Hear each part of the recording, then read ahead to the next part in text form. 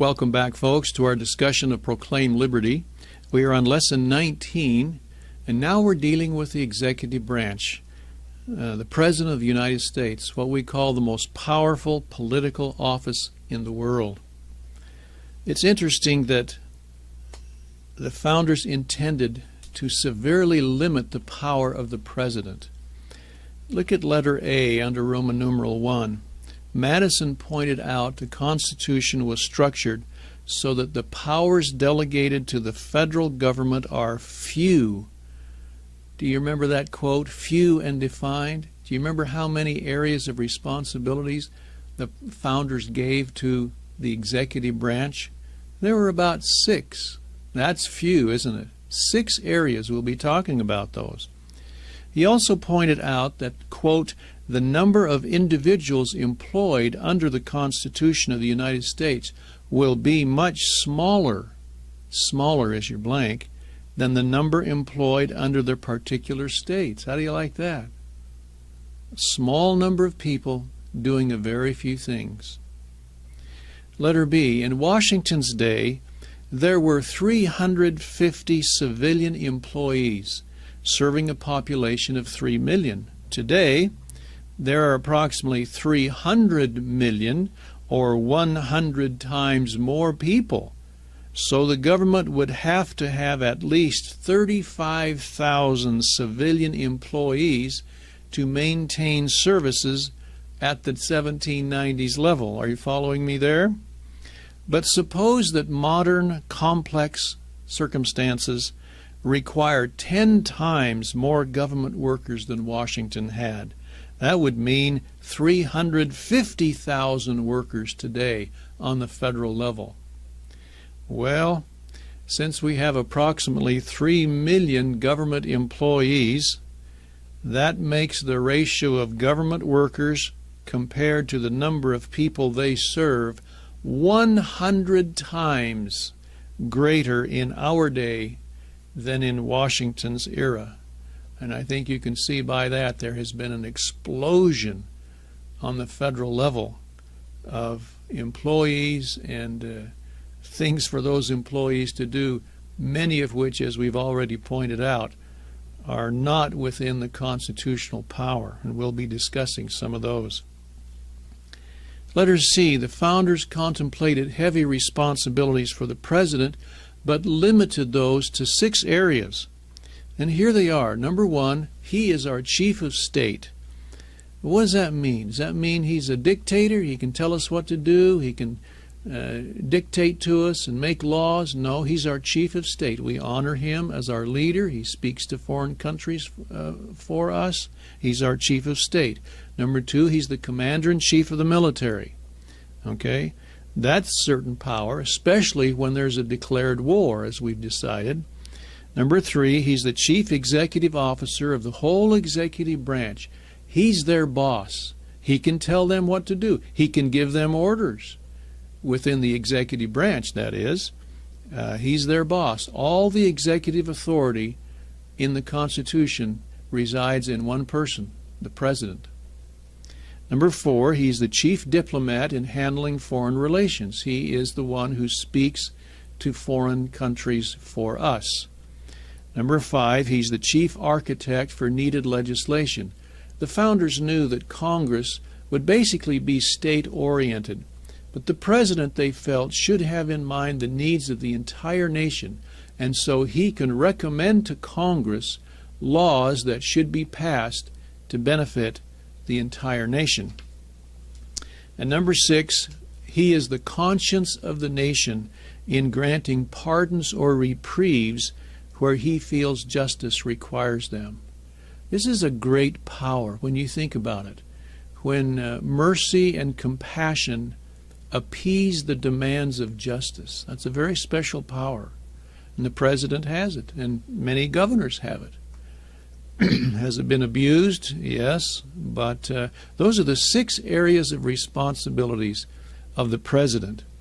Now I want you to look at Jefferson's quote here. He says, the path we have to pursue is so quiet, he said this while he was president, is so quiet that we have nothing scarcely to propose to Congress. A noiseless course, not meddling with the affairs of others, unattractive of notice, is a mark that society is going on in happiness. How do you like that? As president, following the Constitution, there's not much to do, not much to propose. We'll just keep on doing the same thing, and wonderful. That was Jefferson. Letter D, the founders would be amazed at what they see today, the influence of a European centralist philosophy known as democratic socialism creeping into our government. What is democratic socialism? That's government control of the economy with the consent of the people's representatives. In other words, socialists being elected by the people. That's democratic socialism. And because of this, the president has been burdened with a host of other responsibilities never dreamed of by the founders. Here are some of them. Number one, the responsibility for maintaining full employment for the workforce of the entire nation. Can you imagine one person being responsible for every American having a job? That's what we've asked the president to do. And so he comes out with his job training bills, job creation bills, job stimulus bills, and whatever. Number two, the task of ensuring a high level of agricultural prosperity, making sure all the farmers are successful. So we have price support, crop subsidies, may even pay you not to farm for a while. You've heard of those programs. Number three, the task of developing a national housing program. Make sure every family in America can buy a home. Well, you see where that's got us. Number four, the task of supervising the exclusive distribution of atomic energy resources. Atomic is your blank. Settling national labor management disputes. Labor is your blank. Providing various kinds of federal relief for victims of natural disasters throughout the country. Administering a national welfare program. Welfare. Administering a national Medicare and Medicaid program. Can you believe all of these things we have dumped on the president? Administering a national Social Security program, which is virtually bankrupting, or will soon, the government. Allocating billions of dollars for educating the young, which really hasn't improved our test scores at all. Administering a network of public health agencies, and of course the infamous Affordable Care Act, when it is fully implemented, will consume 1/6 of our entire economy. Administering the environmental protection of the entire nation. Number 13, administering nearly 40% of the nation's land and its resources. Remember the map of federal land holdings, particularly in the West? Administering supervisory control over the discovery and development of all major energy resources. Energy is your blank. And it's kind of interesting, of all the hundreds of billions of dollars we've spent in the Department of Energy since it was created, they haven't produced one barrel of oil. Number 15, regulating all major U.S. industries such as steel, automobiles, coal mining, oil, metal mining, etc. Supervising and licensing all radio and television broadcasting. Monitoring the manufacturing and distribution of food and drugs. And number 18, initiating various types of federal programs on a regional basis to replace many powers and activities originally reserved to the sovereign states. Not only is the federal government involved in Washington, but creating different levels, regional levels, which is, it says, to replace really what the states should be doing. Regional government is replacing state government. Well, we could probably list more, but look at letter E. Not one of the above additions to the President's powers and responsibilities that we've mentioned has been authorized by a constitutional amendment. The states should have been consulted, and of course in the amendment process the states are consulted. Constitutional authorities doubt any of these acts of Congress would have been ratified by 3/4 of the states if the states had been consulted. Letter F, furthermore, they are outside the original intent of the founders. Do you remember this quote by Madison? We'll say it again. The powers delegated by the proposed Constitution to the federal government are few and defined. The powers reserved to the several states will extend to all the objects which, in the ordinary course of affairs, concern the lives, liberties, and properties of the people, and the internal order, improvement, and prosperity of the states. You know, if you look back in this list that we've just gone through of federal power given to the President, most of these concern the lives, liberties, and prosperity of the people and should be under the states. That was the founders' original formula. Letter G, the disadvantages of giving the federal government all of this power is incredible. Number one, it is too expensive. Private and local handling is much cheaper. Expensive is your blank. Experience has shown that this kind of involvement in this government machinery created to make all this happen has a very low level of efficiency. That's your blank, efficiency. Number three, it places billions of dollars at the disposal of the executive branch and used sometimes to intimidate Congress and the states into going along. Congress and the states are your blanks. And number four, I think we can all agree, no matter what party's in power, it is humanly impossible for one person to administer this many responsibilities. Well, let's talk some details now in the Roman numeral II about the office of President as outlined in the Constitution in Section 1. In setting up the office of President, you may remember that originally under the Articles there was no executive, so this was kind of new territory. Number one, how many presidents should there be? James Wilson recommended one. Governor Randolph of Virginia recommended 3. The New Jersey plan recommended several. So should we have a single executive or a multiple executive? See, that was the issue. Who can serve as president? Well, he must be a natural-born citizen, or a native-born, as it was historically interpreted, or a citizen at the time of the adoption of the Constitution. B, he must have attained the age of 35. He must have been a resident of the United States for at least 7 years. 7 years. It's interesting that the Constitution, letter A, does not require any particular educational background for president, educational, nor any property holdings. Letter B is property. Number 3, is the executive power of the United States vested in the president or in the executive branch of the federal government? And as we have said, it is all vested in the president, one person. Letter A, here's some interesting questions. Would it be, therefore, illegal for an administrative agency to conduct itself contrary to the instructions of the president? Yes. If the president's instructions, of course, were within the law. Should he be able to discharge those who defy his instructions? Well, you would certainly think so, yes. Why is this seldom done?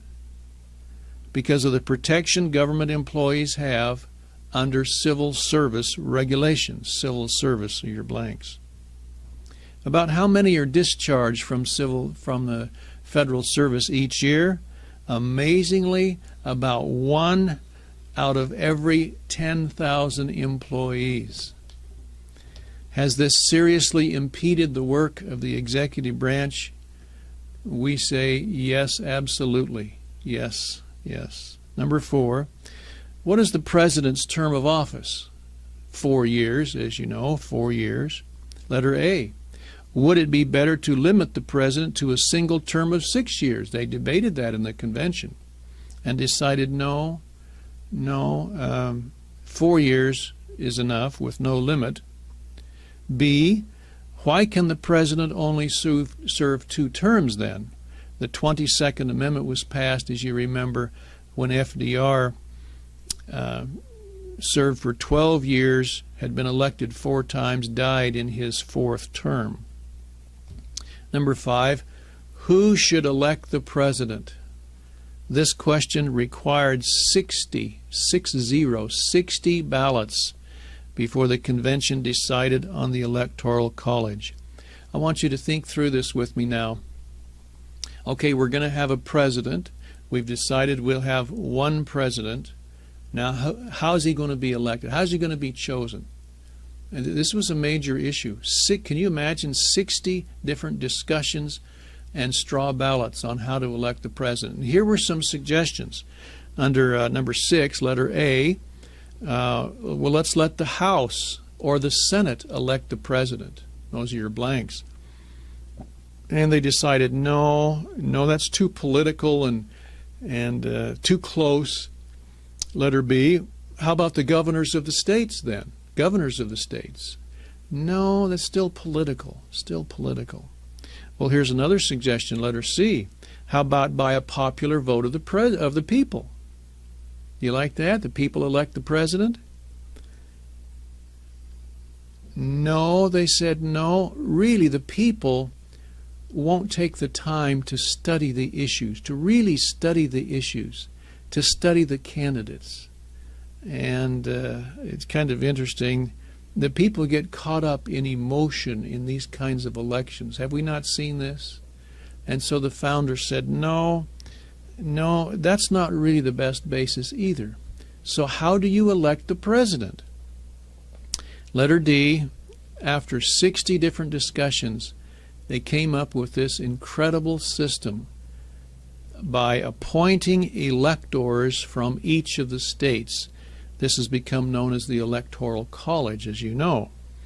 And under number 7, here is how it works. Letter A, electors would be chosen every 4 years in each state according to the number of senators and representatives. Notice in this, if you calculate it, the smaller states, the less populated states, would actually have a little more weight in choosing the president than the larger states. That's important because otherwise they wouldn't have a voice. So every 4 years, and by the way, the electors cannot hold public office. No political office holder can be an elector.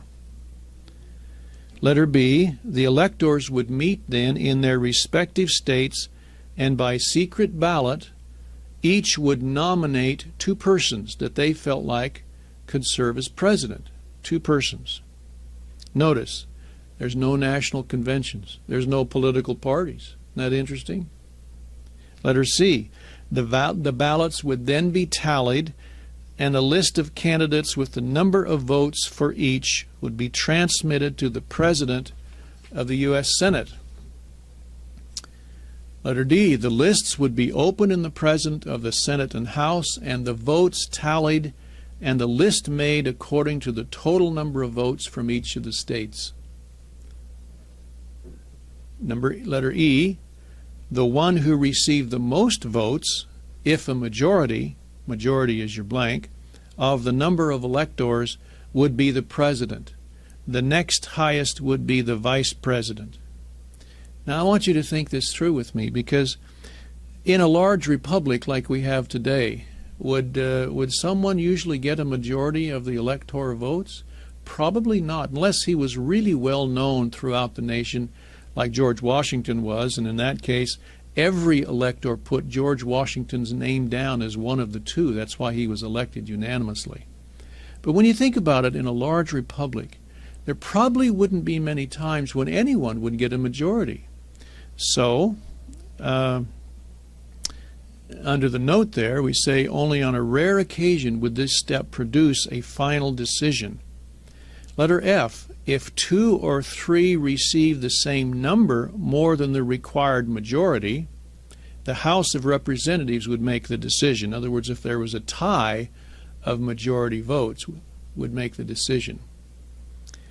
If no one received a majority, the House would make the decision from the 5 names receiving the most votes. No one got a majority, okay?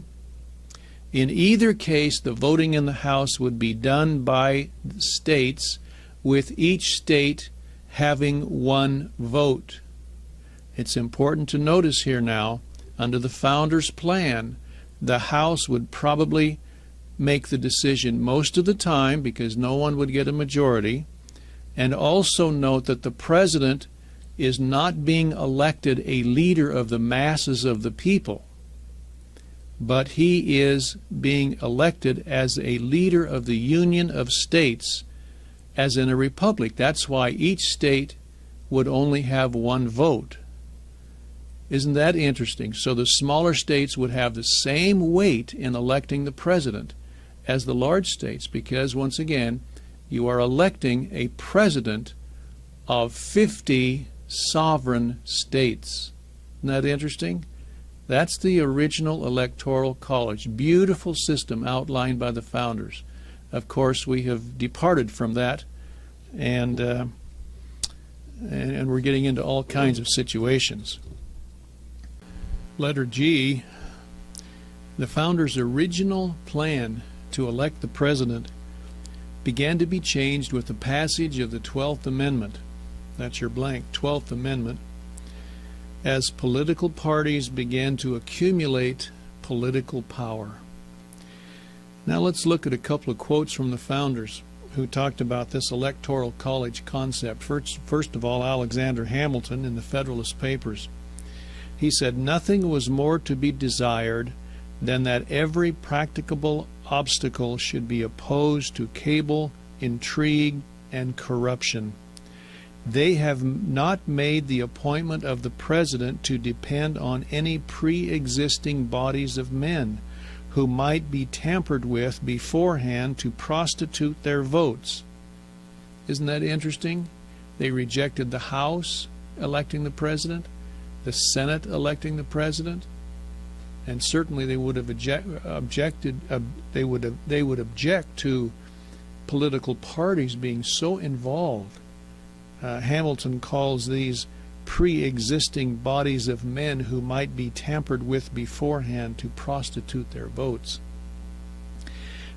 Continuing now, but they have referred it in the first instance to an immediate act of the people of America, this is the electors, to be exerted in the choice of persons for the temporary and sole purpose of making the appointment.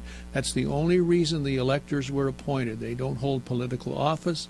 They're only appointed for that one time, and then in the next 4 years a whole new set of electors is appointed. Look at Eldridge Gary's quote there. He says, "A popular election in this case is radically vicious." How do you like that? Describing the vote for president by a popular vote to be radically vicious. "The ignorance of the people would put it in the power of some one set of men dispersed through the Union and acting in concert to delude them into any appointment." Does that not describe political parties and their influence in presidential elections? Eldridge Gary. Now, number 8, what happens if the president dies or is impeached or is unable to function in his office?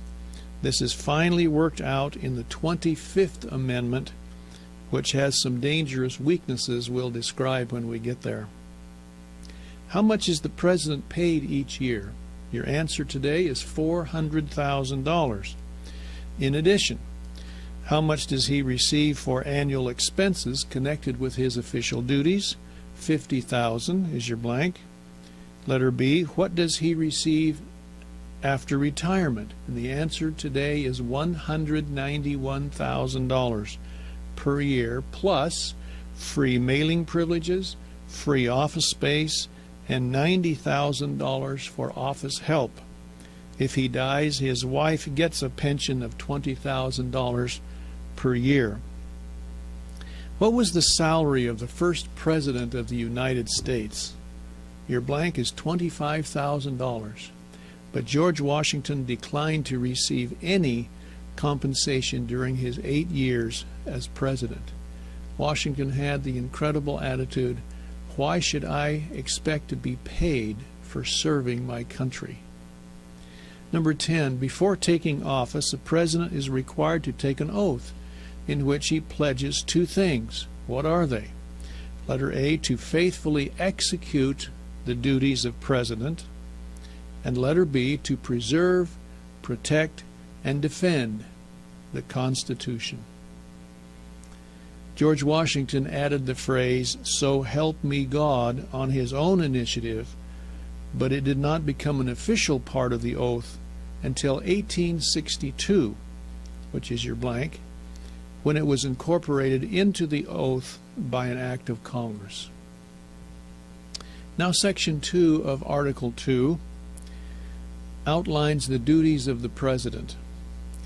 Number 1, the President is the Commander-in-Chief of the Armed Services of the United States. He's also the commander of the militia of the several states when they are called into active duty, remember, by Congress. Could the Congress put someone else in charge of the military? And the answer is no. No, it's required in the Constitution that the President is the Commander-in-Chief. Look at the quote there from Alexander Hamilton about commanding the militia. He says, "The President will have only the occasional command of such part of the militia of the nation as by legislative provision may be called into actual service of the Union." Do you see that emphasis on who calls up the militia? It's Congress. And then the President, of course, becomes the commander of them. Number 2, is there a specific provision in the Constitution for the President's cabinet? And the answer is no. But it does refer to principal officers of each of the executive department from whom the President can require an opinion or a report in writing. Number 3, the President has the power to grant pardons, I should say reprieves and pardons. Letter A, what is a reprieve? It is the power to postpone the execution of a sentence, particularly a death sentence, until a certain time has passed or certain conditions are satisfied. What is a pardon? It is the power to excuse a person from being punished for a crime or series of crimes. And then some interesting questions concerning pardons. Number 1, must a person be formally convicted of a crime before he can be pardoned? And the answer is no. The Constitution says that the President can pardon an individual for an offense, that's your blank, whether he has been formally convicted or not. Number 2, can a person be pardoned after he has been impeached? And the answer is no, because the power to impeach is granted to Congress as a check against the officers of the executive branch. Look at Mr. Iredell now in his quote on the power of pardoning. He says, "It may happen that many men, upon plausible pretenses, may be seduced into very dangerous measures against their country. They may aim by an insurrection to redress imaginary grievances, at the same time believing upon false suggestions that their exertions are necessary to save their country from destruction. Upon cool reflection, however, they possibly are convinced of their error, and clearly see through the treachery and villainy of their leaders. In this situation, if the President possessed the power of pardoning, they probably would throw themselves on the equity of the government, and the whole body be peaceably broken up. Thus, at a critical moment, the President might, perhaps, prevent a civil war. But if there was no authority to pardon in that delicate exigency, what would be the consequence? The principle of self-preservation would prevent their parting. Would it not be natural for them to say, "We shall be punished if we disband. We will as well die in the field as at the gallows"? You see, you follow through that reasoning there of Mr. Iredell in granting the President the power to pardon. That's a very special power. Number 4, when the President makes a treaty with a foreign power, what is necessary before the treaty can go into effect? It must have the approval of 2/3 of the senators present at one of its sessions. That's an interesting phrase in the Constitution, 2/3 of the senators present. And remember, it only takes a quorum, which is 50% plus 1, to do business. So it could only have 51 present, and 2/3 of that is much less than 2/3 of the total body. Letter A, how has the President circumvented this at summit conferences?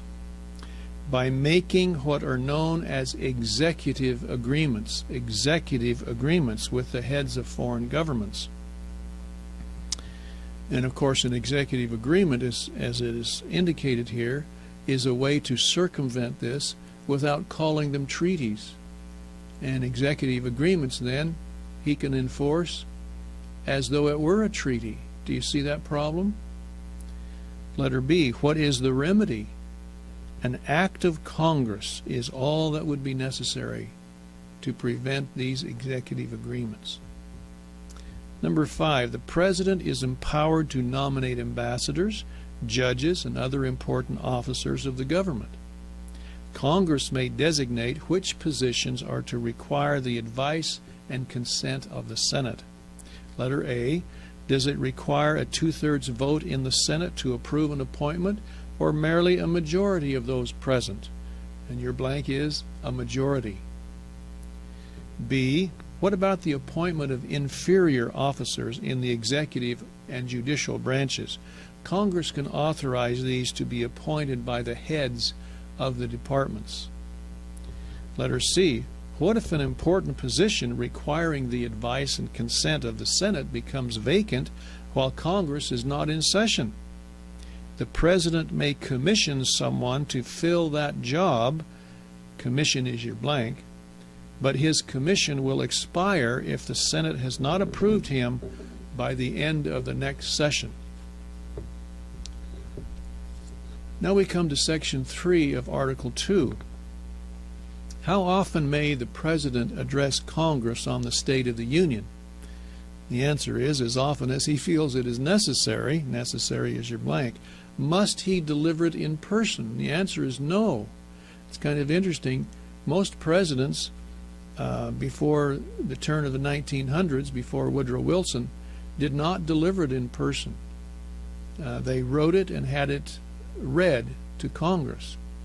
But particularly with the advent of technology, a president usually likes to get in front of the nation. So, as in our day, they've all done it personally. Number 2, can the President recommend to Congress certain legislation he feels is necessary? Yes. Is there any authority for the President or the White House to lobby for such legislation? The answer is no. He suggests it. There's no authority to lobby. And yet, what is the most powerful legislative lobby in Washington today? And your answer is the White House. The White House. If Congress has adjourned, may the President call it back into session? Yes. Your answer is yes, for extraordinary occasions such as the threat of war or a financial emergency. Number 4, in case the House and the Senate cannot agree on a time of adjournment, may the President designate a specific time when it must take place? The answer is yes, but this has never been necessary. You remember our discussion of Article 1, where a House cannot adjourn more than 3 days before the other one. And if they can't agree on an adjournment, the President can adjourn them. That's what this provision is. Number 5, the President is to receive ambassadors and public ministers from foreign nations. Who usually handles this function? Well, that's the State Department. What if an ambassador becomes objectionable after he has been formally received? And the answer is he's given his passport and is required to depart immediately. Number 6, the President is required to see that the laws of the United States are faithfully executed. What if he considers a law unconstitutional or is opposed to it on principle? First of all, he can exercise his veto power over any bill that comes to him for his signature, but if Congress passes it over his veto, then he must faithfully execute it. Nevertheless, President and cabinet officers do have some prerogatives available to thwart what they consider to be bad laws. For example, while Ezra Taft Benson was serving as Secretary of Agriculture, he persuaded a vast majority of farmers that it was to their disadvantage to sign agriculture assistant contracts, since of course it was voluntary. He was also successful in getting the cattlemen and dairy industries to resist the lure of various government subsidies. When he left office, 80% of all American agriculture had been liberated from government controls. Of course, since then, much of it has drifted back again. Section 4 of Article 2 now, under letter D, by what means can the President, Vice President, or any other civil officers of the government be removed from office? And the answer is by impeachment charges brought by the House and tried by the Senate. Did you get your blank there? Impeachment. What are the offenses for which impeachment charges can be brought against an officer of the government? Letter A is treason. Letter B is bribery.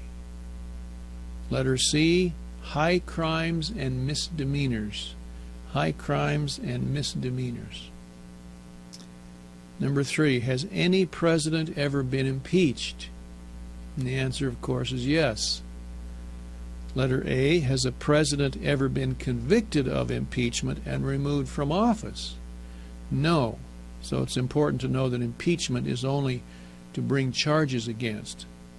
No president has ever been convicted. Letter B, who missed being convicted of impeachment by merely one vote? And that's Andrew Johnson, who came into the presidency at the assassination of Abraham Lincoln. Letter C, who is the only president who ever resigned under the threat of impeachment? And that's Richard Nixon. Letter D, which other president was impeached but not convicted? And that's Bill Clinton. As we say in conclusion, folks, the executive branch of the United States government has now become the power center of the world. Power blocks representing labor, business, multinational bankers, tax-exempt foundations, multinational corporations, promoters of the United Nations, and the advocates of a global or one-world government have all tried to capture this branch of the American government. Just as a reminder, the unconstitutional expansions of the power of the President includes the following. 1, making new laws by issuing executive orders. Number 2, imposing highly restrictive or regulatory laws on the domestic affairs of the people through administrative law. Number 3, by entering into executive agreements with foreign nations.